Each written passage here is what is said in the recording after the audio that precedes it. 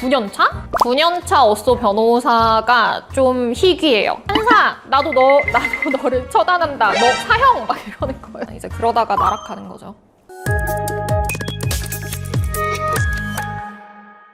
안녕하세요. 인생은 실전이야. 실전 앞에서 쫄지 말자. 형사사건의 모든 걸 시원하게 알려주는 실전 변호사 김혜진입니다. 이번 시간은 뭔지 요거를 보시면 아시겠죠? 변호사가 등장하는 드라마나 영화를 보고 실전 변호사의 시각으로 한번 얘기를 함께 나눠보는 리얼 변호사 시간입니다. 오늘은 서초동이라는 드라마를 볼 건데요. 약간 뒷북이기는 해요. 이미 이 드라마가 방영이 끝난 걸로 알고 있는데, 근데 제가 이제 주변 다른 변호사 친구들한테 이 서초동이 실제로 제가 예전에 다녔던 회사의 그 골목을 바탕으로 해가지고 되게 잘 구현되어 있다 이런 얘기를 들었었어요. 그렇기 때문에 굉장히 기대가 돼서 약간 뒷북이지만 서초동을 한번 함께 보고자 합니다. 오늘은 이제 1화를 볼 거고요. 한번 내용을 확인해 볼게요. 근데 그 전에 제가 과자랑 맥주를 먹으면서 조금 해보려고 해서 과자를 좀 뜯고 시작하겠습니다.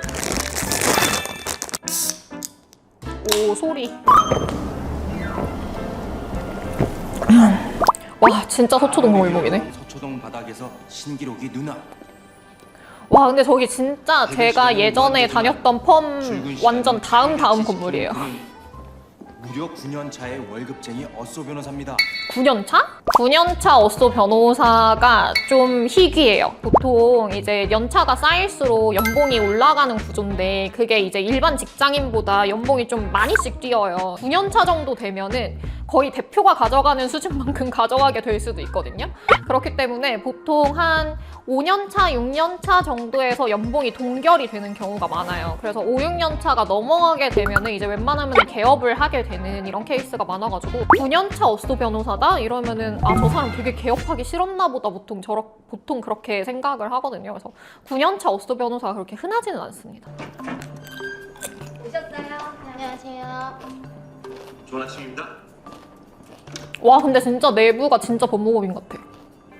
중소형 펌 정도의 서초동에 있는 딱 그런 법무법인. 정신없이 서류 쌓여있고 그런 느낌 되게 잘 살렸네요. 슬리퍼로 갈아 신는 것도 국룰이죠. 영양제로 버티는 것도 국룰입니다. 이거는 실제로 그 변호사라고 하시더라고요.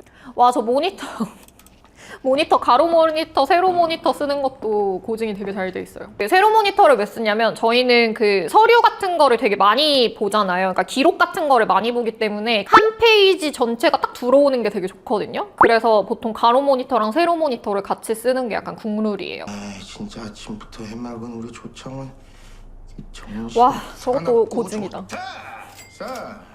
이게 진짜 웃기는 게 변호사들이 주식이랑 코인 진짜 많이 하거든요. 그러니까 이유는 모르겠지만 변호사들이 주식이랑 코인을 진짜 많이 해요. 물론 제 남편은 이제 회계사인데 회계사 분들도 많이 하는 것 같긴 한데 회계사 분들이 이제 법적으로 문제되는 게 좀 있어요. 그러니까 자기가 그 회사 감사를 맡고 있으면 그 회사 관련 주식은 못 사고 막 이런 게 있거든요.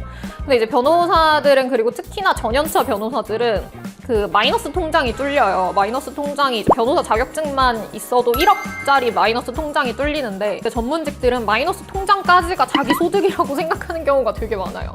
그래서 마이너스 통장 가지고 막 주식 투자하고 코인하고 막 이러는 경우가 굉장히 많다. 이제 그러다가 나락가는 거죠. 답답해서 그런다. 답답해서. 저는 안 때렸어요. 맞기만 했지. 너무 억울합니다, 진짜. 너무 억울합니다.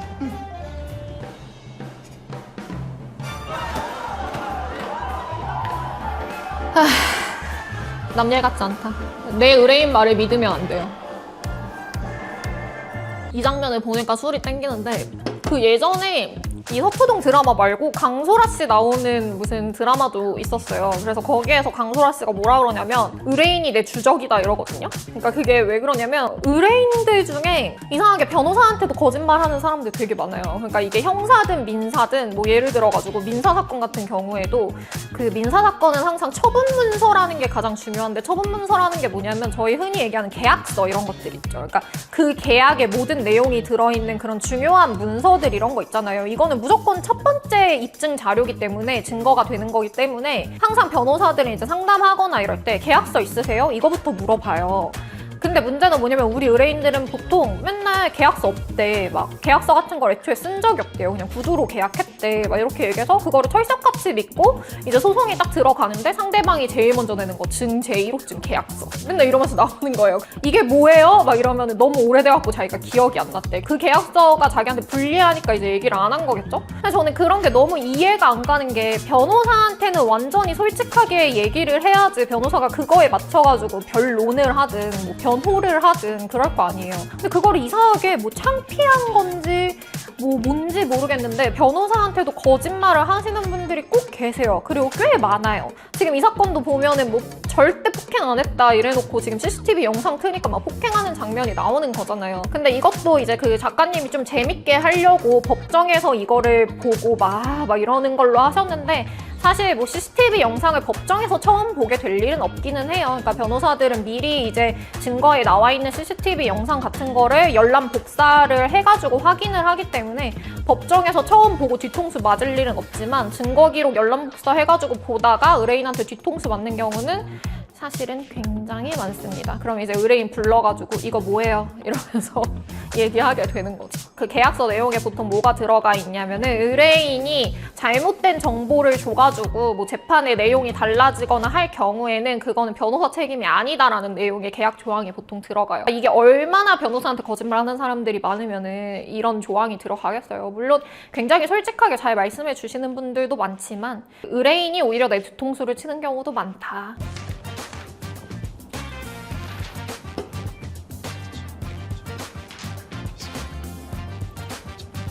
이 드라마가 고증을 진짜 잘한 게 뭐냐면 안에 들어가면은 변호사들 막 휴대폰 보고 있거나 그러니까 앞에 다른 사건이 먼저 하고 있고 그 변호사들은 보통 기다리고 대기하는 경우가 많기 때문에 막 휴대폰 이렇게 보고 있거나 아니면은 오늘 해야 되는 얘기 같은 거 복귀하면서 이제 기록 보고 있거나 자기 할 거 하다가 앞에서 막 무슨 일이 벌어진다. 제가 봤던 거 중에 제일 웃겼던 거는 앞에서 먼저 선고를 하는 경우가 있거든요. 그러니까 그날이 선고 기일이기도 해가지고 앞에 이제 아침에 몰아가지고 선고를 먼저 하시는 경우가 많아요. 그래서 선고를 막 이렇게 했는데 뭐 그분이 자기가 무죄 주장을 했는데 유죄가 나왔나 봐요. 그래서 법정 구속까지 되는 상황이었거든요. 유죄 판결 딱 나니까 판사님한테 판사 나도 너를 처단한다. 너 사형 막 이러는 거예요. 너 사형 막 이러니까 근데 판사님은 거기에 별로 동요도 안 하고 네 이러면서 거기 계시는 분한테 실무관한테 조서에 적으세요. 그냥 이러고 이제 들어간. 증거 기록은 다 봤습니다.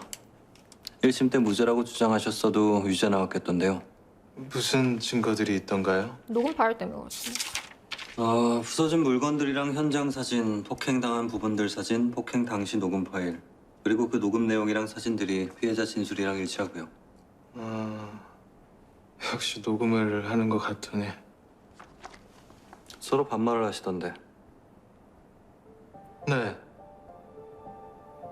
단골이었고 또래라 말도 트고 그랬습니다. 그 녹음 내용은 그렇게 들릴 수도 있을 거예요. 혼자 막 물건을 부수는 것 같더니 마치 제가 자기한테 뭘 하는 것처럼 혼자 이상한 말을 하고 그리고 자기가 자기를 때리는 것 같기도 했고요.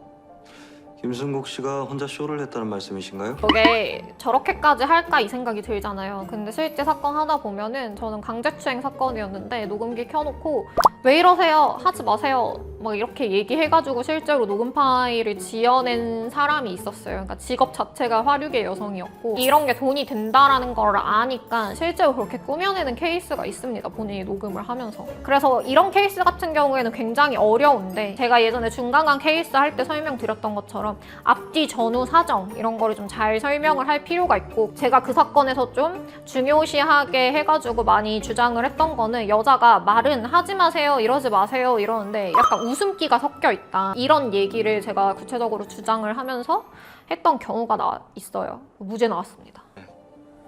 혼자 자꾸 이상한 소리를 하길래 제가 말도 안 되는 소리 하지 말라고 다그치기도 했습니다.